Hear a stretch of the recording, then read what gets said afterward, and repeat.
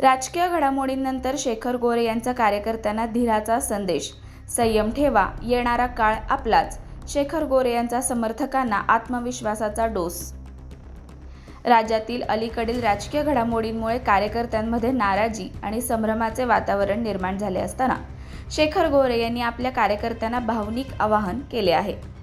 गेल्या काही दिवसात झालेल्या राजकीय घटनांनी अनेक कार्यकर्ते अस्वस्थ झाले आहेत. या पार्श्वभूमीवर शेखर गोरे यांनी एक संदेश देत कार्यकर्त्यांना संयम आणि एकजूट राखण्याचे आवाहन केले आहे. आपल्या संदेशात ते म्हणाले की गेल्या काही दिवसात घडलेल्या राजकीय घडामोडींमुळे आपण सगळेच नाराज आहात याची मला पूर्ण जाणीव आहे.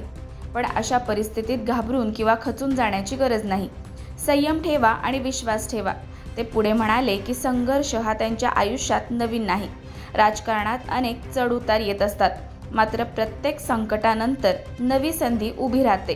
येणारा काळ आपलाच असेल असा ठाम विश्वास त्यांनी व्यक्त केला. कार्यकर्त्यांशी असलेले आपले नाते अधोरेखित करत त्यांनी सांगितले की हा शेखर गोरे तुमच्या पाठीशी कायम ठामपणे उभा आहे. या एका वाक्याने त्यांनी कार्यकर्त्यांना धीर देण्याचा प्रयत्न केला.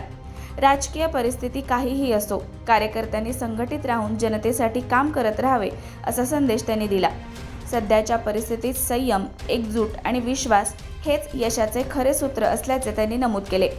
या भावनिक आवाहनामुळे कार्यकर्त्यांमध्ये नव्या ऊर्जेची आणि आशेची भावना निर्माण होण्याची शक्यता व्यक्त केली जात आहे.